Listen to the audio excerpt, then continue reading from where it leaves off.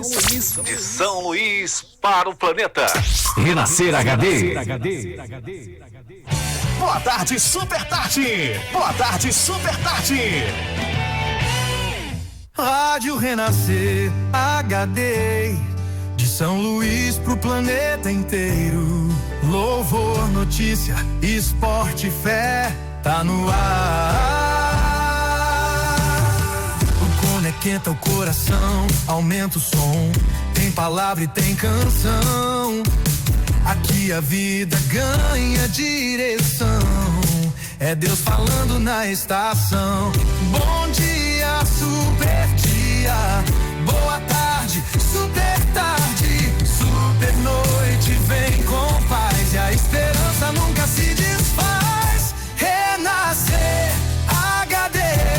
Toca o céu, toca você. De São Luís pro mundo ouvir Jesus no ar pra te alcançar. Renascer HD, o som da fé pra te envolver. Vem com a gente, compartilha a vida. Na rádio que renasce a cada dia. No esporte, na notícia, na palavra que edifica. Com amor e alegria, a voz de Deus é nossa guia. Renascer HD, toca o céu, toca você. No WhatsApp também tá rolando 98 987 31 36 96. Chama e vem.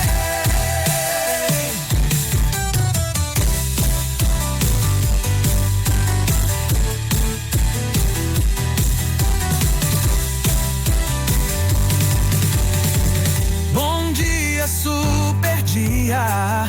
Boa tarde, super tarde. Super noite, vem com paz. E a esperança nunca se desfaz. Renascer HD. Toca o céu, toca você.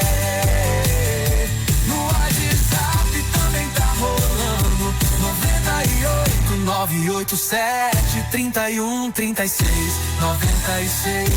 Chama e vem.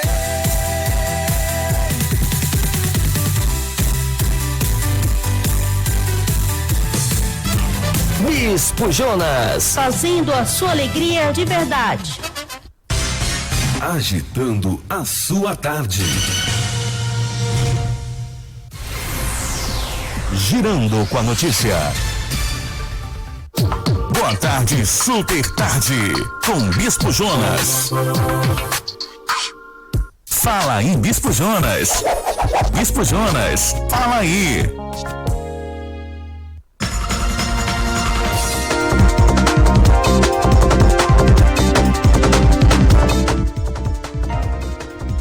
Muito bem, dando sequência aí à nossa programação Boa Tarde, Super Tarde. Olha, eu quero registrar a programação de hoje, o nosso programa Boa Tarde, Super Tarde, um quadro Girando com a Notícia. Essa matéria que fala sobre a apostasia no altar. Nós vamos ouvir a partir de agora, né? Vamos ouvir e assistir a partir de agora, certo? Então vamos lá.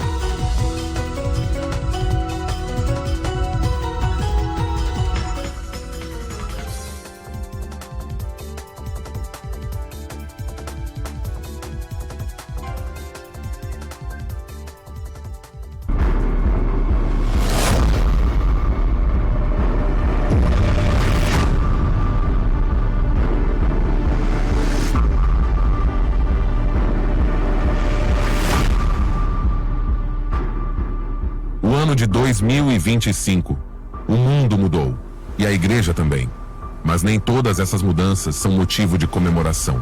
Enquanto muitos celebram uma nova era espiritual, uma ameaça silenciosa tomou conta das paredes outrora sagradas.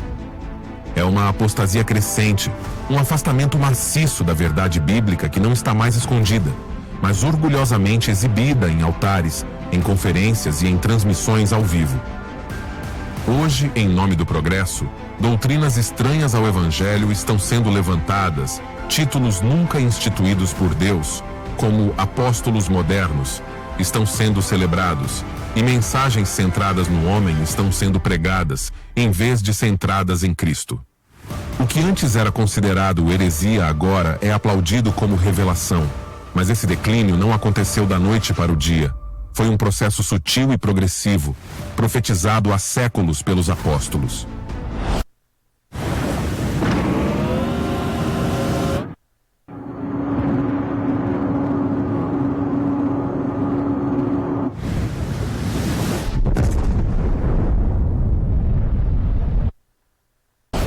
Caro ouvinte, neste vídeo, exploraremos como a apostasia se infiltrou nas igrejas do século XXI, quem foram os protagonistas e, o mais preocupante, que consequências espirituais ela trará para milhões de pessoas que seguem esses caminhos falsos.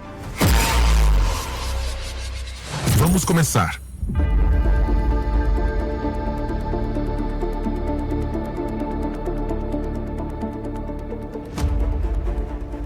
A apostasia avança sem freios. O que era escandaloso ontem é celebrado hoje. E o mais grave é que isso não vem do mundo, mas de dentro da igreja.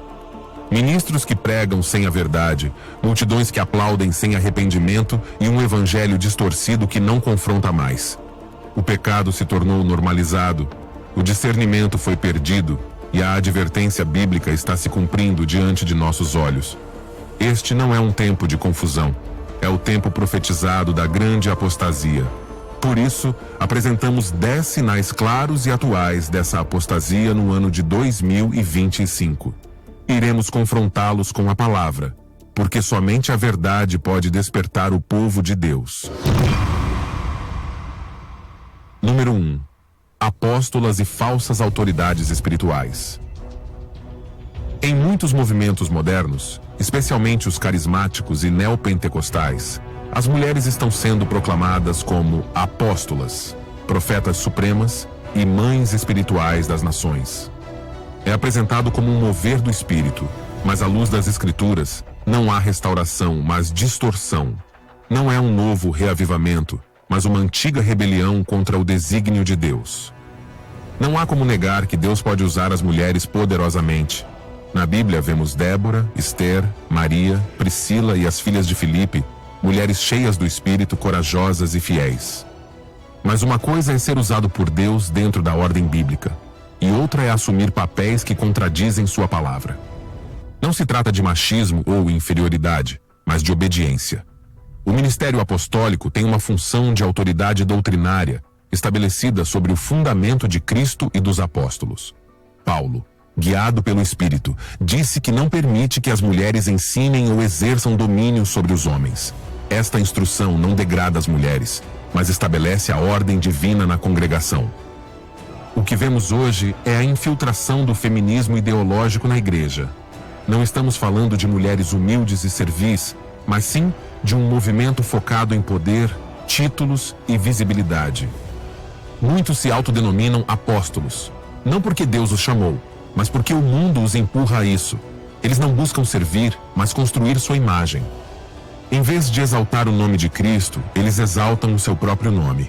Em vez de construir a igreja, eles constroem impérios pessoais.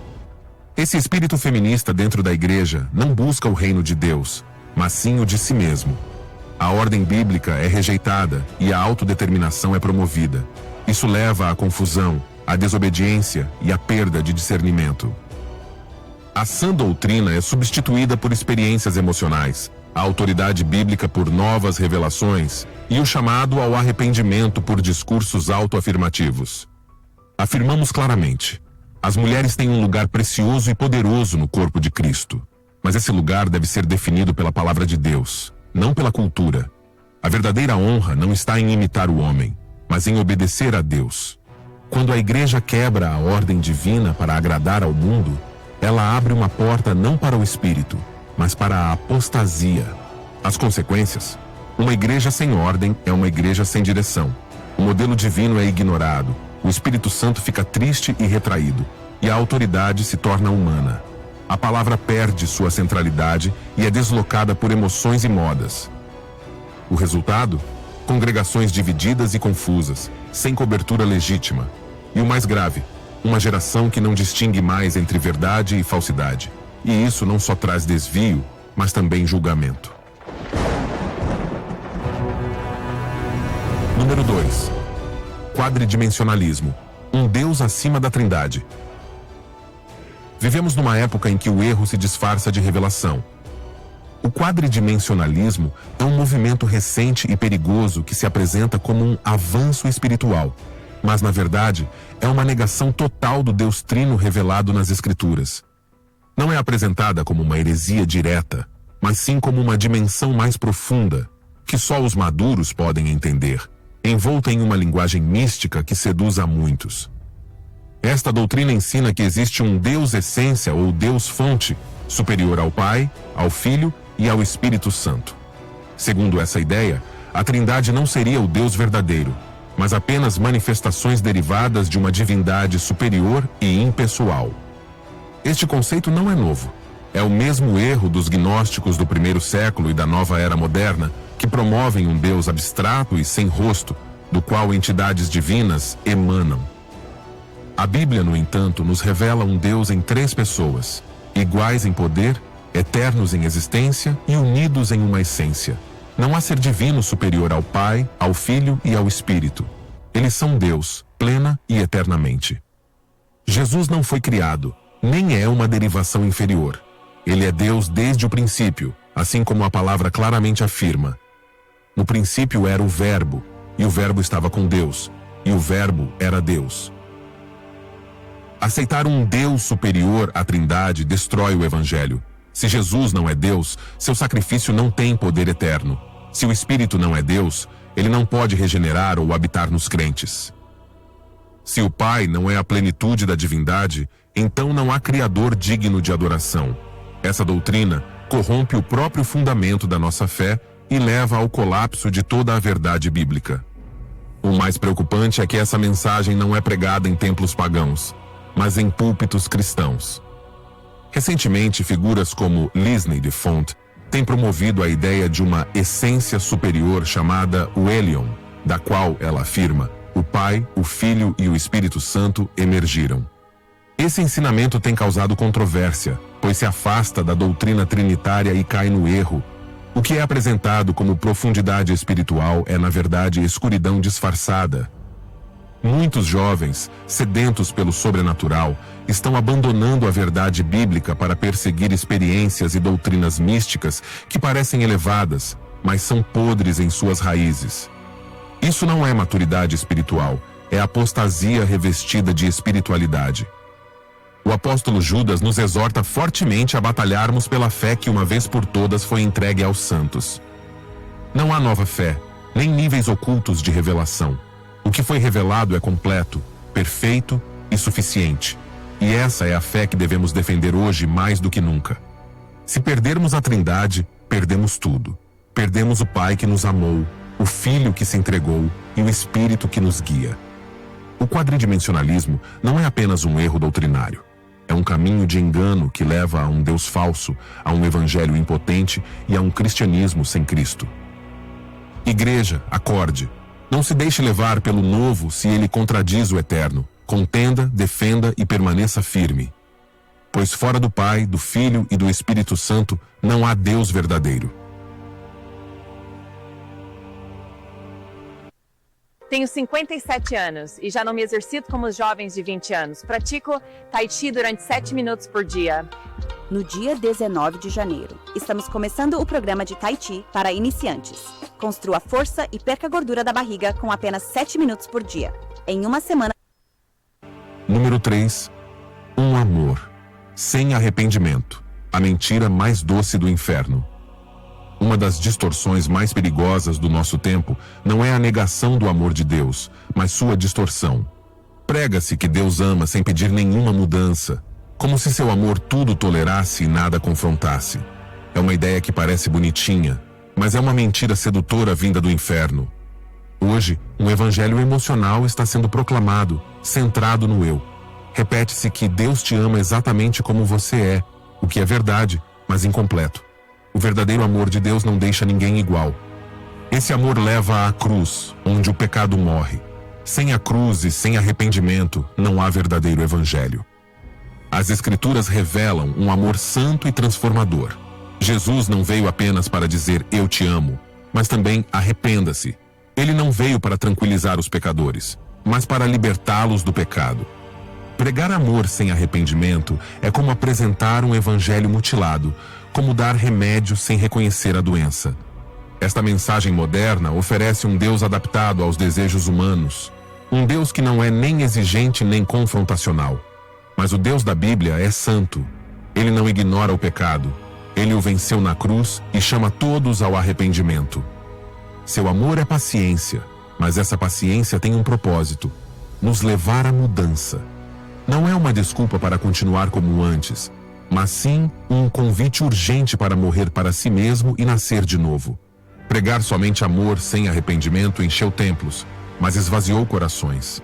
Há multidões animadas, mas não transformadas. Lágrimas sem conversão, sentimentos sem regeneração. Sem arrependimento não há nova vida ou salvação. Jesus foi claro: se não há arrependimento, há perdição. Hoje, a correção é chamada de ódio e a santidade é chamada de legalismo. Mas Jesus nunca amenizou o pecado. A mulher adúltera, ele não disse: continue assim, eu te amo, mas disse: não peques mais. O verdadeiro amor não tolera o pecado, ele o redime.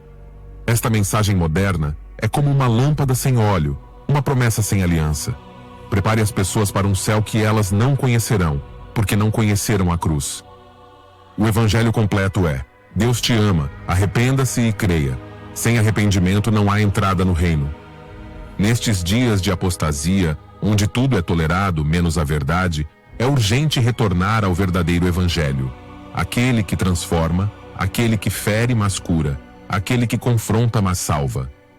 Porque amor sem arrependimento não é amor. É uma armadilha espiritual que engana muitos, fazendo-os acreditar que estão em paz com Deus, quando nunca o conheceram. Número 4. Caudimentalismo. Seguir o homem em vez de seguir Cristo. Nos últimos tempos, a fidelidade a Cristo foi substituída pela lealdade a figuras carismáticas. Muitos crentes não buscam mais a voz de Deus na Bíblia, mas esperam o que o ungido declarará do púlpito ou nas redes sociais.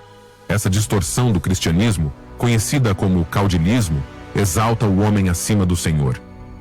Esse fenômeno se manifesta na sutil veneração aos líderes, frases dos pastores repetidas como se fossem escrituras, obediência cega às suas declarações e uma fé que gira em torno do carisma do pregador, não da glória de Cristo. Surgiu uma geração que segue o ungido com A minúsculo, em vez do verdadeiro ungido Cristo. A doutrina não é mais examinada, apenas os decretos do líder são repetidos. O culto se concentra no homem, não na palavra. O emocional substituiu o espiritual. Paulo denunciou essa tendência quando os crentes começaram a se dividir dizendo: eu sou de Paulo, eu sou de Apolo. Esse tipo de lealdade personalista é uma traição ao senhorio de Cristo. Hoje, muitos pastores são tratados como figuras intocáveis. Eles são consultados diante de Deus. Eles são justificados mesmo quando caem em pecado. Suas palavras pesam mais que as Escrituras. Questioná-los é considerado rebelião. Mas a verdade é clara: nenhum líder é intocável. Somente Jesus Cristo é o Senhor da igreja. Todo homem deve ser examinado à luz da palavra, não elevado acima dela. O caudilismo não apenas afasta os crentes de Cristo, mas também os aprisiona em sistemas de controle, onde o líder atua como mediador entre Deus e os homens. Isso anula a liberdade cristã, abole o sacerdócio de todos os crentes e revive uma forma de papado evangélico que Deus nunca estabeleceu. Este culto ao homem produz cegueira espiritual. Pessoas que não conhecem Cristo pessoalmente, mas através de filtros humanos. Eles não rezam, eles esperam que o líder faça isso. Eles não se alimentam da palavra, vivem de frases motivacionais. Isto não é discipulado, é escravidão. Jesus disse: minhas ovelhas ouvem minha voz e me seguem. Ovelhas verdadeiras não seguem estilos, nomes ou sistemas. Eles seguem Cristo. Qualquer líder que dirige a atenção para si mesmo e não para Cristo, age de acordo com o espírito do anticristo. O inimigo sempre procurou suplantar Cristo.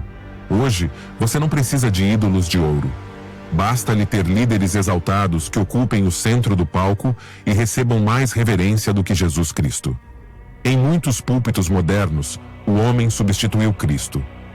Caudimentalismo é idolatria moderna. Não com estátuas, mas com personalidades e plataformas. Não com incenso, mas com curtidas, aplausos e títulos. Deus não compartilha sua glória com ninguém. Ele tem ciúmes do seu nome. Se almejamos um verdadeiro reavivamento, precisamos derrubar os altares humanos e retornar Cristo ao centro. Os púlpitos devem se tornar novamente tronos de sua palavra, e os líderes devem se tornar servos humildes, não celebridades religiosas. Número 5. Um evangelho sem cruz, sem arrependimento, sem sangue. O evangelho que não salva. Um dos sinais mais claros do fim dos tempos não é o silêncio do mundo, mas a corrupção da mensagem dentro do púlpito. Está sendo proclamado um evangelho que perdeu seu coração, sua essência, seu poder. É um evangelho adulterado, sentimental e diluído. Um evangelho que fala de sucesso, mas não de rendição, que promete prosperidade, mas não menciona pecado, oferecendo esperança, mas sem o chamado ao arrependimento. E o resultado é trágico.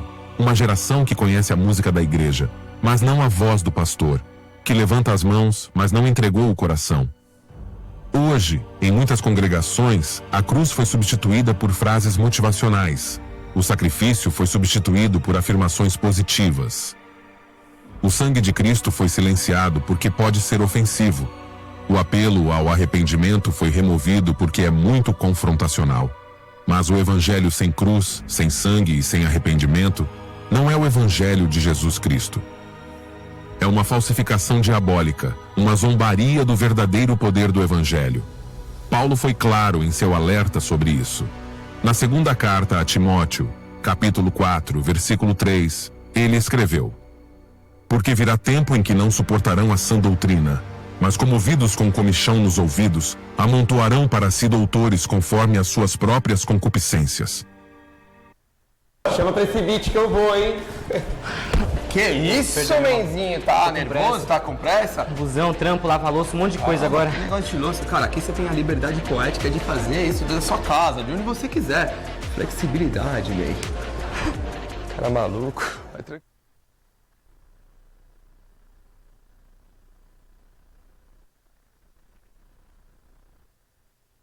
Me diz uma coisa, você sente que tem um dom, um chamado espiritual para curar e ajudar pessoas, mas não faz a menor ideia de como... Chegou a hora. Hoje em dia, muitos não buscam a verdade, mas sim o conforto emocional. Eles não buscam ser transformados, mas sim afirmados. Eles não buscam Cristo, mas sim se sentir bem. Os professores se aglomeram em volta deles para dizer o que eles querem ouvir. Você consegue... Declare: o universo conspira a seu favor. Deus é obrigado a abençoá-lo. Mas onde está o chamado ao arrependimento? Onde está a mensagem da cruz? O próprio Jesus disse com absoluta clareza no Evangelho de Lucas, capítulo 9, versículo 23. Se alguém quer vir após mim, negue-se a si mesmo. Tome cada dia a sua cruz e siga-me. Isso não é opcional, é o coração do discipulado. Quem quer seguir a Cristo deve morrer para si mesmo. Tomar a cruz não é uma metáfora poética. É uma declaração de guerra contra si mesmo, contra o pecado, contra o mundo. Mas isso não vende bem em uma cultura que ama o conforto e odeia o compromisso. E assim, em vez de pregar essa mensagem, muitos escolheram pregar um Jesus domesticado. Um Salvador sem senhorio, um Redentor sem sangue, um amor sem verdade. Mas Jesus não salva. É apenas uma máscara feita por homens. O escritor de Hebreus foi direto. No capítulo 12, versículo 14 diz: Segui a paz com todos e a santificação, sem a qual ninguém verá o Senhor. Sem santidade, ninguém verá Deus. Não se trata de emoções, boa vontade ou de frequentar a igreja. É uma vida transformada, nascida do arrependimento genuíno e da fé no sacrifício de Cristo na cruz. O evangelho sem a cruz não tem poder regenerativo, porque a cruz não é apenas um símbolo cristão, é o altar onde o pecado foi derrotado. Romanos capítulo 5, versículo 9, afirma: Logo muito mais, tendo sido agora justificados pelo seu sangue, seremos por ele salvos da ira. Sem sangue não há justificação. Sem arrependimento não há perdão. Sem a cruz não há salvação. E é isso que muitos estão esquecendo. Eles querem o céu sem desistir. Eles querem paz sem rendição. Eles querem glória sem passar pelo Getsemane. Mas o caminho para a vida eterna passa pela cruz, não pelo espelho da autoestima. E qual é o resultado deste evangelho sem a cruz? Igrejas cheias, mas vazias de glória, pessoas animadas, mas não redimidas, profissões de fé sem frutos de arrependimento. Pessoas que aceitaram a Cristo, mas nunca nasceram de novo. Jesus disse isso em Mateus, capítulo 7, versículos 22 e 23. No dia do juízo, muitos me dirão: Senhor, Senhor, em teu nome profetizamos, em teu nome expulsamos demônios e em teu nome fizemos muitos milagres. Mas eu lhes responderei: nunca vos conheci. Afastem-se de mim, vocês que violam as leis de Deus. Porque não basta chamá-lo de Senhor, você tem que nascer de novo. E esse novo nascimento só é possível através do arrependimento e da fé no sacrifício de Jesus. Pregar um evangelho sem cruz, sem sangue, sem arrependimento, é como oferecer remédios sem diagnóstico, é como convidar as pessoas para a vida sem passar pela morte do eu. É uma heresia suave, confortável e popular, mas letal. Igreja, vamos acordar. Voltemos à mensagem que salva. A mensagem que incomoda, mas transforma. A mensagem que fere o orgulho, mas cura a alma. A mensagem que pede arrependimento e oferece salvação eterna. Porque não há outro evangelho. Como Paulo escreveu em Gálatas, capítulo 1, versículo 8. Mas ainda que nós mesmos ou um anjo do céu pregasse um evangelho diferente daquele que pregamos a vocês, que seja amaldiçoado.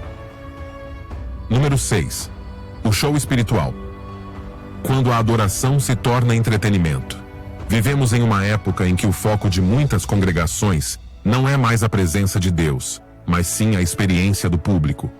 A reverência foi substituída pelo espetáculo, a intimidade com Deus pelas sensações e a glória do Cordeiro pelo carisma do artista. O altar foi transformado em palco e a adoração em entretenimento. Esta é uma das formas mais sutis e perigosas de apostasia, o show espiritual. Luzes, fumaça, telas de LED, produções cada vez mais elaboradas, músicas cuidadosamente selecionadas para gerar uma atmosfera emocional, pulos, gritos, lágrimas e ainda assim muitas vezes sem a presença de Deus. Porque Deus não habita na manipulação emocional. Ele habita onde há um espírito quebrantado e um coração contrito. E isso, infelizmente, tornou-se escasso em muitos dos chamados momentos de culto. O mais sério não é a tecnologia em si. Deus não é contra a mídia, mas o coração por trás de tudo. Porque quando o visual, o emocional e o espetacular substituem o espiritual, perdemos o nosso caminho. As pessoas não adoram mais a Deus pelo que Ele é, mas pelo que sentem. As pessoas não cantam mais por convicção, mas pela atmosfera. E assim, o que deveria ser um momento sagrado se torna um ato artístico cuidadosamente produzido para comover, mas não para transformar. O próprio Jesus falou dessa distorção. No Evangelho de Mateus, capítulo 15, versículo 8, ele disse: Este povo me honra com os lábios, mas o seu coração está longe de mim. O problema não é a música, mas o coração. É possível levantar as mãos, cantar a plenos pulmões até chorar, e ainda assim estar longe de Deus. Porque a verdadeira adoração não é uma questão de luzes, mas de luz interior. Não é uma questão de volume, mas de humildade. Não é uma questão de estilo, mas de espírito e verdade. Jesus deixou isso claro quando falou com a mulher samaritana. No Evangelho de João, capítulo 4, versículo 23, ele declarou: Está chegando a hora, e já chegou, em que os verdadeiros adoradores adorarão o Pai em espírito e em verdade, porque o Pai também procura tais que assim o adorem. O Pai não busca artistas cristãos, nem produtores de ambientes emocionais. Procure adoradores em espírito e em verdade, e que a adoração, embora possa ser acompanhada por instrumentos, telas ou luzes, nunca pode depender deles. Porque quando a adoração precisa de efeitos especiais para causar impacto, não estamos mais adorando o Deus vivo, estamos entretendo o público. O Antigo Testamento nos dá um exemplo claro. No segundo livro de Crônicas, capítulo 5, versículo 14, é relatado que quando o templo foi inaugurado e os levitas cantaram e tocaram com um só coração, a glória do Senhor encheu a casa de modo que os sacerdotes não puderam ministrar por causa da nuvem. Não era talento musical. Não foi a montagem. Foi a santidade, a unidade e o temor a Deus que trouxeram glória. Hoje, a glória foi substituída pela fama. Aquele que canta melhor, aquele que tem mais seguidores, aquele que produz o show mais emocionante é aquele que sobe ao altar. Mas o altar não é um lugar para brilhar, mas para morrer. Morra para o ego, para o orgulho, para o desejo de impressionar, porque ali e somente ali se manifesta a verdadeira presença de Deus. O profeta Isaías teve uma visão chocante. No capítulo 6, versículo 1, ele disse: No ano em que morreu o rei Uzias, eu vi o Senhor assentado num alto e sublime trono, e a cauda do seu manto enchia o templo. E quando Isaías viu aquela glória, ele não pulou, não gritou, não cantou. Ele caiu prostrado e disse: Ai de mim, pois estou perdido, pois sou um homem de lábios impuros. Os meus olhos viram o Rei, o Senhor dos Exércitos. Esse é o fruto da verdadeira adoração: quebrantamento, santidade, reverência, fogo purificador.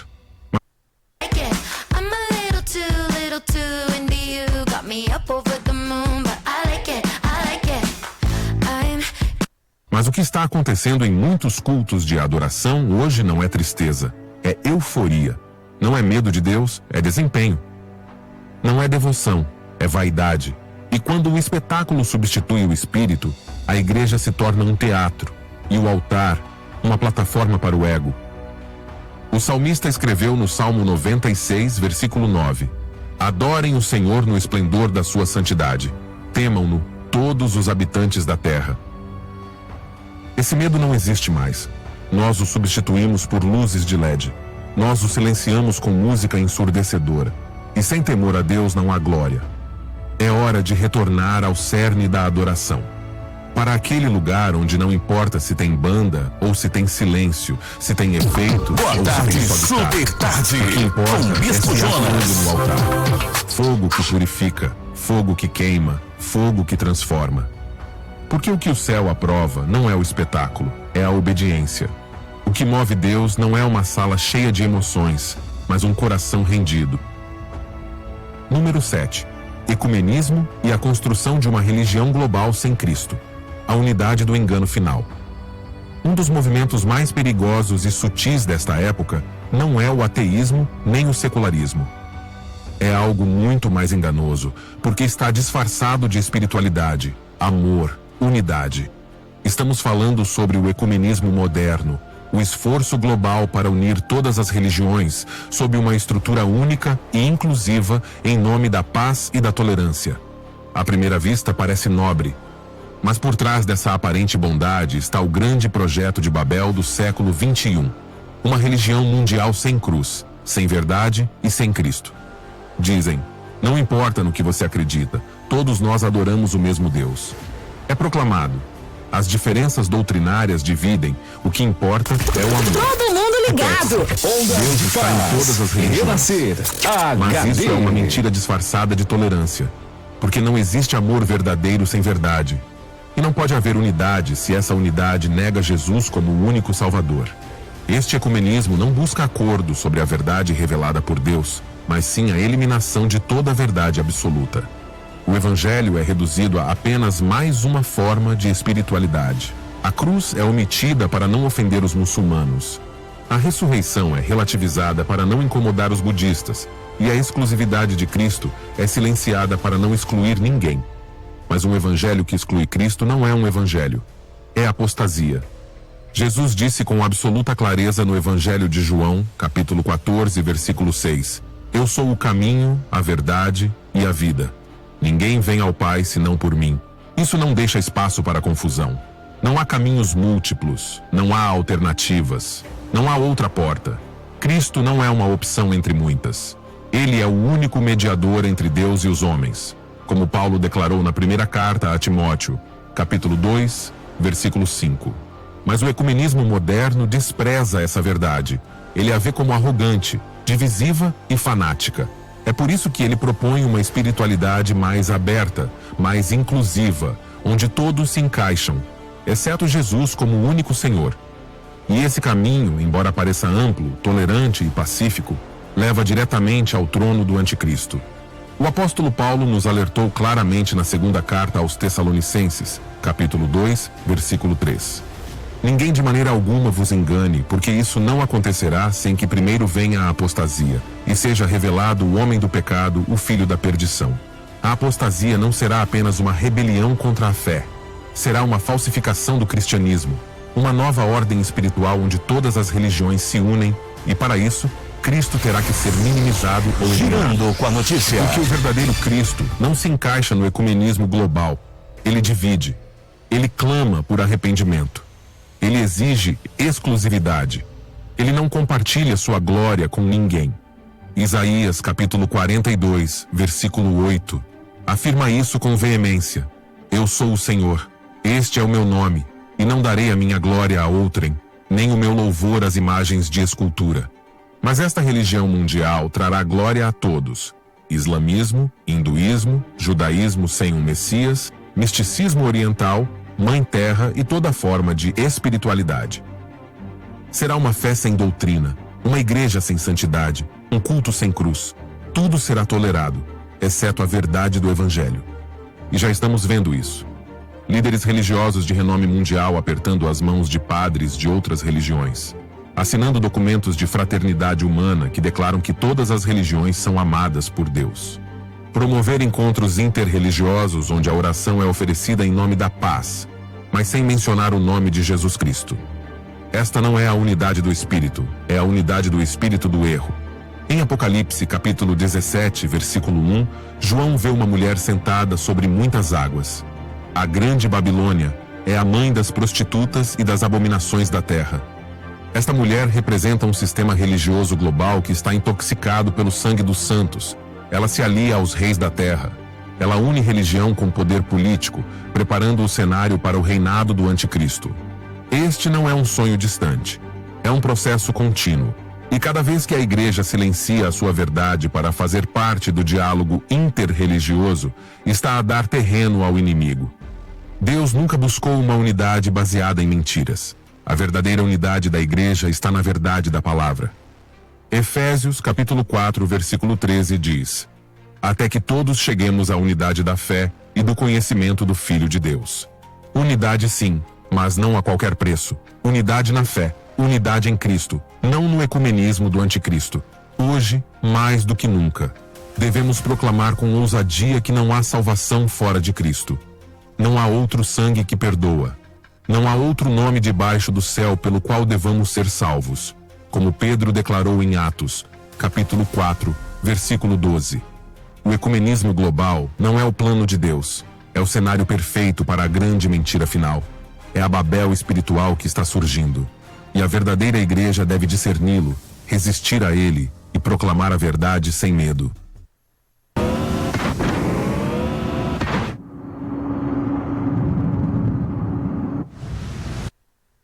Número 8. Igrejas que ordenam pastores homossexuais e travestis. A aprovação do pecado no altar. Um dos sinais mais claros da apostasia atual é este. O pecado não é mais tolerado. Agora lhe é dado o púlpito. Não se trata mais apenas de pessoas gritando e buscando a misericórdia de Deus. Estamos falando de homens e mulheres que vivem em homossexualidade aberta, lesbianismo ou transgenerismo, e que são ordenados como pastores e bispos, aprovados por suas denominações e exaltados como exemplos de fé corajosa e amor inclusivo. Sim, já existem igrejas que celebram isso publicamente.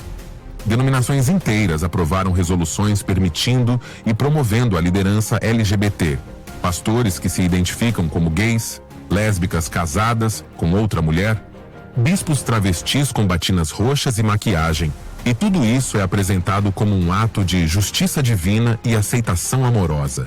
Mas isso não é justiça. É uma rebelião institucionalizada. A palavra de Deus nunca mudou. E nenhum conselho, denominação ou votação pode anular o que o Espírito Santo inspirou.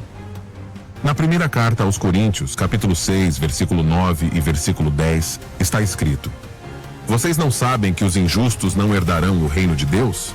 Não se enganem, nem os imorais, nem os idólatras, nem os adúlteros, nem os homossexuais masculinos, nem os homossexuais masculinos herdarão o reino de Deus. As Escrituras não fazem exceções para líderes religiosos. Um pecado não deixa de ser pecado porque é cometido por um pastor com um microfone, e muito menos se torna uma virtude quando é celebrada em um altar. Muitas dessas igrejas argumentam que Jesus nunca condenou diretamente a homossexualidade. Mas eles esquecem que Jesus não veio para suavizar a lei moral de Deus, mas para confirmá-la e cumpri-la. No Evangelho de Mateus, capítulo 5, versículo 17, ele disse: Não penseis que vim revogar a lei ou os profetas. Não vim para revogar, mas para cumprir. Jesus confirmou o desígnio de Deus ao dizer que homem e mulher os criou, como está escrito em Mateus capítulo 19, versículo 4. Casamento. Ministério e sexualidade foram estabelecidos por Deus para um propósito sagrado. Qualquer desvio que não seja arrependido não pode ser abençoado ou reconhecido pela verdadeira igreja. Mas hoje, muitas igrejas não querem mais ser a voz profética que denuncia o pecado. Eles querem ser empresas inclusivas, plataformas políticas e movimentos de aceitação social. Eles se esqueceram de que a missão da igreja não é agradar ao mundo, mas agradar a Deus. Todo mundo ligado! Paulo alertou que chegaria o tempo em que a sã doutrina seria rejeitada. Na segunda carta a Timóteo, capítulo 4, versículo 3. Virá tempo em que não suportarão a sã doutrina, mas tendo comichão nos ouvidos, amontoarão para si doutores segundo as suas próprias concupiscências. Chegou a hora. Hoje existem muitas igrejas que abençoam relacionamentos entre pessoas do mesmo sexo, que celebram o orgulho cristão LGBT, que marcham com bandeiras coloridas e proclamam que o evangelho deve se adaptar aos tempos. Mas Deus não muda com as estações culturais. Na carta aos Hebreus, capítulo 13, versículo 8, lemos: Jesus Cristo é o mesmo ontem, hoje e eternamente. E qual é o fruto dessas igrejas inclusivas? Confusão espiritual, ausência de santidade, adoração sem a presença de Deus, porque o Espírito Santo não endossa o que contradiz a sua própria palavra. Isaías, capítulo 5, versículo 20, nos dá um aviso profético para este tempo. Ai dos que chamam ao mal bem e ao bem mal, que colocam a luz nas trevas e as trevas em luz, que fazem do amargo doce e do doce amargo. É exatamente isso que está acontecendo. A amargura do pecado sexual é chamada de amor doce. A escuridão da rebelião é chamada de nova revelação. O mal está vestido na linguagem da justiça e da empatia. A igreja do Senhor não foi chamada para se adaptar. Ela foi chamada para confrontar. Não para se conformar aos desejos da carne, mas para pregar a mensagem do arrependimento. Porque sem arrependimento não há conversão. E sem conversão não há salvação. Um homossexual pode ser salvo? Sim, mas somente se ele se arrepender e crer no Evangelho. Um travesti pode ser restaurado por Cristo? Sim, se você deixar sua antiga vida e se submeter ao senhorio de Jesus. Mas você não pode, e não deve, ministrar, pregar ou liderar enquanto vive em pecado aberto, porque o ministério é para aqueles que vivem em obediência, não para aqueles que fazem campanha por sua desobediência. O pensamento secular invadiu o púlpito, e muitas igrejas, em vez de confrontar o sistema, o adotaram. Ideologias como feminismo radical, inclusão sem conversão, identidade de gênero fluida e relativismo pós-moderno são pregadas com um tom espiritual, mas sem respaldo bíblico. O que antes era chamado de pecado agora é chamado de expressão pessoal. O que antes era confessado agora é celebrado. A mensagem tornou-se progressista, mas perdeu seu poder transformador. A separação entre o mundo e a igreja se tornou tênue. A santidade foi substituída pela tolerância, a doutrina, devido a opiniões pessoais. Santiago, o capítulo 4, versículo 4, afirma claramente: Vocês não sabem que a amizade com o mundo é inimizade contra Deus? Portanto, qualquer que quiser ser amigo do mundo, constitui-se inimigo de Deus. Ser amigo do mundo é adotar suas ideias, amar seu pecado, buscar sua aprovação. E quem faz isso, mesmo que cante, pregue ou frequente a igreja, torna-se inimigo de Deus, porque sua lealdade está dividida. Esta passagem nos chama a uma decisão clara. Ou andamos com Cristo em santidade, ou nos alinhamos com o mundo e sua rebelião. Não há meio termo. Número 10. Uma geração que não conhece a Bíblia, mas acredita que ela é cheia do Espírito. Vivemos em uma época em que muitos jovens cristãos conhecem mais letras de músicas do que versículos da Bíblia. Eles podem recitar frases virais, tocar vídeos motivacionais, falar sobre vibrações e energia espiritual, mas não conhecem a palavra de Deus. E sem a palavra não há discernimento. Sem verdade, não há profundidade. Sem as Escrituras não há fundamento. A emoção tem sido confundida com a unção. O tremor do corpo com a obra do Espírito e a euforia do momento com a transformação do caráter. O resultado é uma igreja que é facilmente movida, mas não suporta a correção, que canta alto, mas não obedece em segredo, que se sente poderoso, mas é fraco diante do engano. No Evangelho de Mateus, capítulo 22, versículo 29, Jesus disse: Vocês estão enganados, não conhecendo as Escrituras nem o poder de Deus. Essa é a raiz do problema. Queremos poder, mas sem saber a verdade. Queremos o Espírito, mas sem a palavra. Mas o Espírito Santo nunca sai das Escrituras. E ninguém pode ser cheio dele a menos que se alimente do pão da palavra todos os dias. Caros ouvintes, estamos diante de uma geração em crise. Não por falta de música ou plataformas, mas por falta de raízes. É hora de retornar à Bíblia, para desligar o ruído e abrir o livro.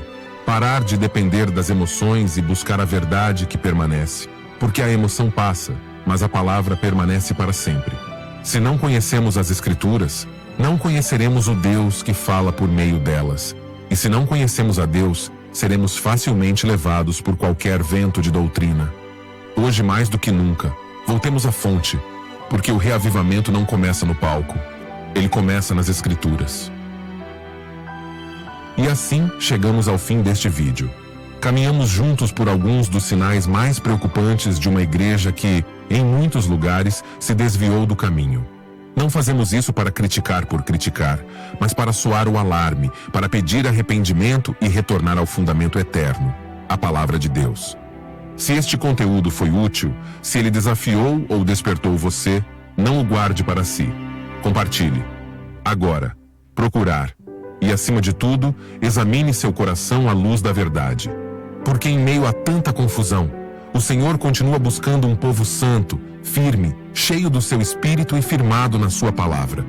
Obrigado por se juntar a nós até aqui. Se Deus quiser, nos encontraremos novamente no próximo vídeo para continuar falando a verdade, com temor a Deus e com esperança em Cristo. Até então, que a graça do Senhor Jesus Cristo, o amor de Deus e a comunhão do Espírito Santo estejam com vocês.